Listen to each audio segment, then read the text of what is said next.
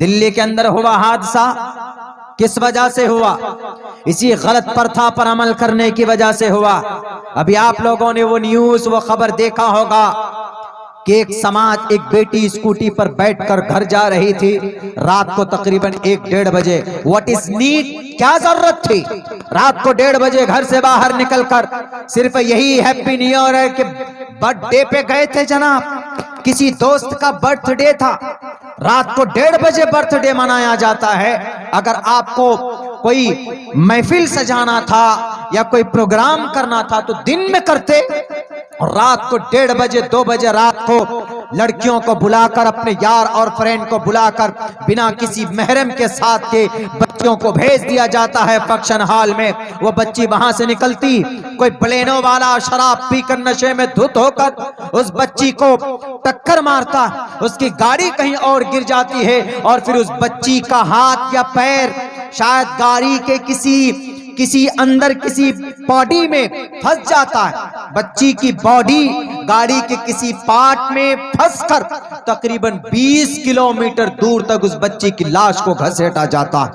पूरी उसकी पुष्ट जो पीठ है वो जख्मों से चूर चूर हो जाता है और बरहना हालत में उस बच्चे की लाश मिलती। चीथड़े पूरे सड़क के ऊपर उसके फैल जाते। किस वजह से? रात को 1:30-2 बजे बिना महरम के साथ निकलने की वजह से, इसी हैप्पी न्यू ईयर के पार्टी को ऑर्गेनाइज करने की वजह से। इस्लाम कहता है कि इसकी इजाजत बिल्कुल नहीं। अगर इस्लाम की शरीयत पर अगर अमल किया जाता तो समाज की उस बेटी की जान बची जा सकती थी। वो तो एक मामला है जनाब, बिना शादी के, बिना निकाह के ऐसे ऐसे मौकों पर हम अपनी जवान बेटियों को भेज देते हैं कि जाओ अपने बॉयफ्रेंड के साथ तुम पार्टियां करो, शराब पियो। इसलिए अल्लाह तबारक व तआला ने मासूम जैसी बेटी को आपके घर के अंदर, आपका घर का रहमत नहीं बनाया है बेटियों को।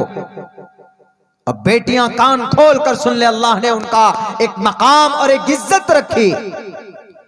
हमारे हिंदू कल्चर को आगे बढ़ाने वाले सनातन धर्मी भाइयों, आपके ग्रंथ के अंदर बेटी के मकाम को बताया गया, यत्र नार यस्तु पूजन्ते रमन्ते तत्र देवता। कि आपके घर में बेटी है तो उनकी इज्जत करो। ये नहीं कि बर्थडे मनाने के लिए या नए साल में सेलिब्रेशन के लिए। The first time was celebrated 19th century, royal navy के जरिए से इस मनहूस बीमारी को वजूद दिया गया, बख्शा गया। इस्लाम कोई इजाजत नहीं देता है।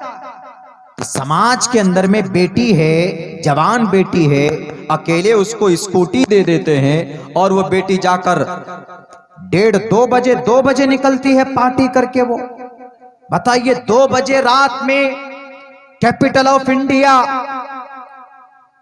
वो शराब पीकर वो नौजवान जो गाड़ी में बैठे, अरे कम से कम तुमको टक्कर लगी किसी गाड़ी पर तो गाड़ी रोकते, लेकिन खुद भी नशे में नहीं थे, ये सही हालत में नहीं थे, शराब पीकर जनाब नशे की हालत में और अंदर से म्यूजिक चलाए हुए।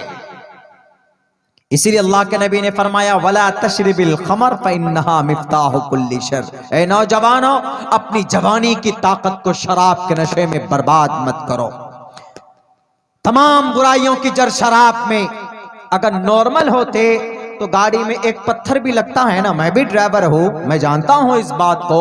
अगर आपकी गाड़ी का पहिया भी ऊपर नीचे गड्ढे में अगर गिर जाए तो फौरन आपको पता चल जाता है कि भाई गाड़ी के नीचे कोई बड़ा पत्थर आया हुआ है। एक बॉडी उसके सॉकेट में घुस जाता है, 20 किलोमीटर दूर तक घसीटते, पता नहीं चलता आपको।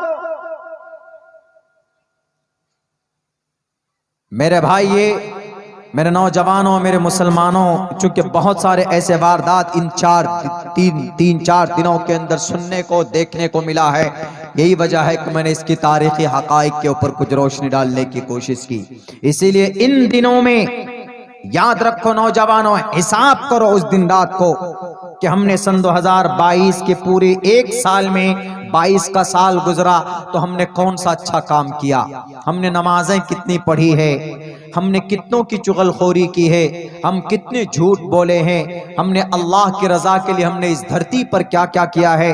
हमारी उम्र अगर 50 साल है तो 50 साल में सन 2022 का साल भी चला गया, अब सन 2023 आया है। तो आने वाले साल में अहद करें कि हम कोई गलत काम नहीं करेंगे, कोई किसी गलत रास्ते पर नहीं जाएंगे। नहीं फिक्र करते, इन सब चीजों पर फिक्र करने की जरूरत है। गलत चीजें कभी कभी ऐसा लगता है कि अपनाते हैं फौरन, हाँ नहीं, बड़ी खुशी का मौलाना दिन में एक ही मर्तबा ये दिन आता है, साल में एक ही मर्तबा अब ये दिन आया है हैप्पी न्यू ईयर बोलने के लिए। बसों में लोग लिख देते हैं, गाड़ी के शीशे पर लिख देते हैं हैप्पी न्यू ईयर, ये लिख देते हैं। क्या पागलपन है। दुआ करो अल्लाह से। हजरत अब्दुल्ला इब्ने उमर रजी अल्लाह ताला अन्हु कब्र पर से गुजर रहे थे तो घोड़े से उतरकर 2 रकात नमाज पढ़ी। सहाबी ने पूछा, किसी सहाबी ने, कि अब्दुल्ला इब्ने उमर क्या जरूरत थी घोड़े से नीचे उतरकर नमाज पढ़ने की? तो उन्होंने पता क्या बात कही? उन्होंने ये कही कि हमने सुना है अल्लाह के नबी अलैहिस्सलातु वस्सलाम के पाक सहाबा से, वो लोग फरमाते हैं कि आदमी कब्र पर जिनको अजाब हो रहा है वो ये ख्वाहिश कर रहे हैं कि अल्लाह मुझे दोबारा जिंदगी दे दे, 2 रकात नमाज पढ़ लूंगा। उनको मौका नहीं मिल रहा है कब्र पर, लेकिन अल्लाह ने मुझे मौका दिया है तो इसीलिए मैंने 2 रकात नमाज पढ़ी है ताकि इसकी नेकियां मुझे मिले मरने के बाद। एक एक लम्हा नहीं खाली जाने देते थे। आज पूरी जिंदगी गुजर रही हमारी बिना नमाज की गुजर रही। अल्लाह के नबी अलैहिस्सलातु वस्सलाम फरमाते, मन तरकस्सलात मुतअम्मिदन फक़द कफर। जानबूझकर नमाज छोड़ने वाले नौजवानों, मन तरकस्सलात मुतअम्मिदन, जानबूझकर नमाज को छोड़ने वाला, बालिग मर्द हो कि औरत हो, जवान हो कि एजेड हो, कोई भी हो, फक़द कफर। कद ये वर्ड है अरबी में, कद लफ्ज कद ये माजी में जब पास्ट में यूज होता है तो हम लोगों ने नहव में पढ़ा है अरबिक ग्रामर में, तो वो यकीन का माना देता है। फक़द कद कफर, गोया वो काफिर हो गया। इमाम अहमद इब्न हम्बल और इसहाक बिन राहवै 2 बड़े मुहद्दिस है, एक फकीह भी है एक मुहद्दिस भी है। ये दोनों तर्जमा करते हैं कि अगर कोई मुसलमान जानबूझकर नमाज को छोड़ता है तो गोया कि वो आदमी ना जानबूझकर नमाज को छोड़ा, गोया कि उसकी फर्जियत का इनकार करने वाला हुआ, इसलिए वह आदमी काफिर। लेकिन कुर्बान जाइए और दूसरे फुकहा पर, इमाम मालिक है, शाफी है, अल्लामा इब्न तैमिया है और इमाम अबू हनीफा रहमतुल्लाह अलैह, मोहम्मद रहमतुल्लाह अलैह, अबू यूसुफ रहमतुल्लाह अलैह, बहुत सारे मुफक्की और फ़क़ीह और मुहद्दिसीन हजरात हैं। वो ये कहते हैं काफिर तो नहीं होता, अलबत्ता वो कुफ्र के दरवाजे तक पहुंच जाता है जानबूझकर नमाज तर्क करने वाला। इसीलिए मैं कहता हूं कि हम खामखा मोदी जी योगी जी को गाली देते कि हमारी मंदिर हमारी मस्जिदें तोड़ देते हैं, वो हमारे अजान पर पाबंदी लगा लेते हैं, वो हमारी किसी मुस्लिम घरों के ऊपर बुलडोजर से बुलडोज कर देते, उनको गालियां देते। नमाज पढ़ने पर तो कोई पाबंदी नहीं लगाई मोदी जी ने, या कोई कानून लेकर आया मोदी जी क्या नहीं मुसलमान नमाज नहीं पढ़ सकता, कोई कानून नहीं लाया। नमाज पढ़ने के लिए हम लोग आजाद है। Freedom of conscience, profession and practice, article number 25 Bharat का संविधान का। Freedom of conscience and free profession and practice propagation of the religion. आप अपने धर्म के मुताबिक, आप अपने अकीदे के मुताबिक नमाज पढ़ सकते हैं, अजान दे सकते हैं। लाउड स्पीकर पर अजान मना है, लेकिन वैसे नॉर्मल तो अजान देना मना नहीं है। तकबीर दे सकते हैं, नमाज पढ़ सकते हैं, तकबीर तहरीमा अल्लाहु अकबर कहकर नियत बांध सकते हैं, सूरह फातिहा पढ़ सकते हैं, सूरत मिला सकते हैं, 5 वक्त की नमाज पढ़ सकते हैं, जोहर की पढ़ सकते हैं, असर की पढ़ सकते हैं, मगरिब की पढ़ सकते हैं, इशा की पढ़ सकते हैं। क्या कानून आया इस पर? कोई कानून नहीं आया। हम क्यों नहीं नमाज पढ़ रहे? खामखा मोदी जी योगी जी को गाली। मोदी जी तो ये कानून ले आते, मोदी जी तो वो कानून ले आते, ले आए, विराजमान है, कुर्सी पर बैठे, वो इस देश के सबसे बड़े लीडर माने जाते हैं संविधान के मुताबिक, लेकिन अल्लाह की नजर में अल्लाह से बड़ा कोई लीडर नहीं है। अल्लाह की नजर में इंसान की कोई कीमत नहीं है, कोई अहमियत नहीं है, उसके अमल की कीमत है। अगर अमल अच्छा तो अल्लाह की नजर में उसका मकाम बुलंद और बाला। क्यों नहीं नमाज पढ़ते? मन तरकस्सलात मुतअम्मिदन फक़द कफ़र। अल्लाह के नबी फरमाते हैं कि जब भी कोई परेशानी आती, कुर्रतु ऐनी फिस्सलाह, मेरी आंखों की ठंडक नमाज में है मुसलमानों। जब भी कोई परेशानी होती तो 2 रकात नमाज के लिए नियत बांधते, वजू करते, नमाज पढ़ते और अल्लाह से दुआ करते कि अल्लाह मेरी इस परेशानी को हल कर दे। आज हम मुसलमान कुरान से, शरीयत से दूर हैं।